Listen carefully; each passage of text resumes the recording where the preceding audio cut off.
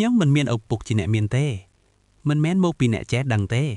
អ្នកដឹងទេជាអ្នកដែលមានការអប់រំល្អខ្ញុំបាននិយាយថាខ្ញុំបានព្យាយាមចូលរៀននៅសាកលវិទ្យាល័យ3ដងទាំងអស់សុទ្ធតែបរាជ័យជាលើកចុងក្រោយខ្ញុំបានទៅរៀននៅមហាវិទ្យាល័យគ្រូបង្រៀនដែលត្រូវបានចាត់ទុកថាជាថ្នាក់ទី3ឬទី4នៃទីក្រុងរបស់ខ្ញុំប៉ុន្តែខ្ញុំគិតថានោះជាសាកលវិទ្យាល័យដ៏ល្អបំផុតដែលខ្ញុំធ្លាប់មានល្អជាងសាកលវិទ្យាល័យ Harvard ឬ Wharton ទៅទៀតខ្ញុំបានដាក់ពាក្យសុំចូលរៀននៅសាកលវិទ្យាល័យ Harvard ចំនួន10ដងទាំងអស់សុទ្ធតែធ្លាក់ពួកគេមិនចង់ជួបខ្ញុំផងអ្នកដឹងទេវាគួរឲ្យខ្លាចណាស់ហើយខ្ញុំគិតថានោះជាជីវិតធម្មតាវាពិតជាលំបាកណាស់នៅពេលនោះខ្ញុំពិតជាខកចិត្តខ្លាំងណាស់ព្រោះខ្ញុំបានបង្រៀននៅសាកលវិទ្យាល័យប្រាក់ខែរបស់ខ្ញុំគឺ$10ក្នុងមួយខែវាមិនងាយស្រួលទេប៉ុន្តែខ្ញុំជឿថាមានអ្វីមួយកំពុងរងចាំខ្ញុំនៅទីនោះ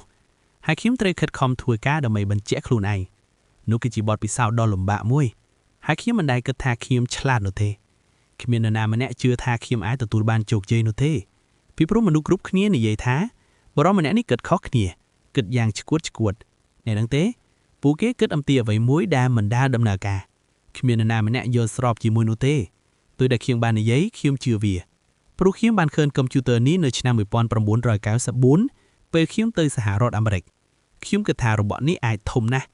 ខ្ញុំមិនដែលគិតថាវានឹងធំដោយ10Kនេះទេនិយាយដោយស្មោះត្រង់ទៅមនុស្សនិយាយថាអ្នកឆ្លាតអ្នកមានចក្ខុវិស័យធំខ្ញុំមានសំណាងណាស់តែបានស្គាល់មនុស្សល្បីៗជាច្រើន Bill Gates Warren Buffett Jack Welch Larry Page Mark Zuckerberg ខ្ញុំចង់ចែករំលែកជាមួយអ្នកភាពខុសគ្នារវាងមនុស្សទាំងនោះនិងមនុស្សដទៃទៀតពួកគេតែងតែមានសុទិនិយមចំពោះអនាគតពួកគេមិនដែលត្អូញត្អែរទេពួកគេតែងតែព្យាយាមដោះស្រាយបញ្ហារបស់អ្នកដទៃហើយខ្ញុំគិតថាតើឱកាសនៅឯណាឱកាសតែងតែស្ថិតនៅកន្លែងដែលមនុស្សត្អូញត្អែរមនុស្សចំនួនអង្គុយនៅទីនោះហើយត្អូញត្អែរអ្នកគិតថាប្រសិនបើខ្ញុំអាចដោះស្រាយការត្អូញត្អែរនោះបាននោះជាឱកាសពីព្រោះនៅពេលដែលមនុស្សគ្រប់គ្នាយល់ស្របហេតុអ្វីបានជាឱកាសនេះគួរតែជារបស់អ្នកពីព្រោះមនុស្សជាច្រើនមិនយល់ស្របជាមួយវាហើយអ្នកគិតថានេះជារឿងល្អគិតដោយប្រុងប្រយ័ត្នហើយស្វែងរកក្រុមមនុស្សដែលធ្វើការជាមួយគ្នាហើយត្រូវប្រកាសថាមនុស្សដែលធ្វើការជាមួយអ្នកជាមួយគ្នាជឿលើកិត្តិយសសុបិនមិនថាអ្នកវិនិយោគជឿរឿងនេះអត់ទេមិនថាមិត្តភ័ក្តិរបស់អ្នកជឿវាអត់ទេថាតើឪពុកម្ដាយរបស់អ្នកជឿឬអត់វាមិនសំខាន់ទេអ្នកជឿវាក្រុមរបស់អ្នកជឿវាហើយធ្វើការទាំងយប់ទាំងថ្ងៃលើរឿងនេះនោះហើយគឺជារបៀបដែលរឿងកើតឡើងមនុស្សគ្រប់គ្នាគឺដូចគ្នាពីព្រោះយើងចាប់ផ្ដើមពីខ្សែបន្ទាត់ដូចគ្នាទ្រព្យសម្បត្តិដ៏ល្អបំផុតដែលអ្នកមានគឺអ្នកនៅយងកុំត្អូញត្អែរអីទុកឲ្យអ្នកដទៃត្អូញត្អែរធឺអ្នកដែលត្អូញត្អែរគឺអ្នកដែលបរាជ័យសូមគិតអំពីរបៀបដែលអ្នកអាចធ្វើឲ្យអ្វីៗមានភាពខុសគ្នាសូមប្រាយខួរក្បាលរបស់អ្នកដើម្បីគិតតើមានឱកាសនៅខាងក្នុងទេ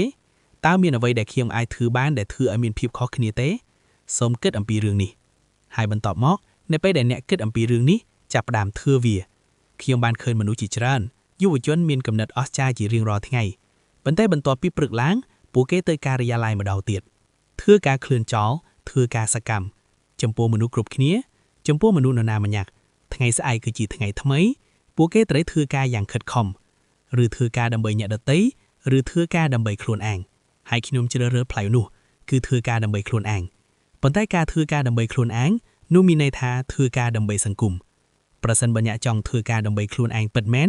ចូលគិតអំពីអ្នកដទៃត្រូវប្រកបថាអ្នកជួយអ្នកដទៃពីព្រោះតែនៅពេលដែលអ្នកដទៃទទួលបានជោគជ័យនៅពេលដែលអ្នកដទៃសប្បាយអ្នកនឹងទទួលបានជោគជ័យអ្នកនឹងសប្បាយ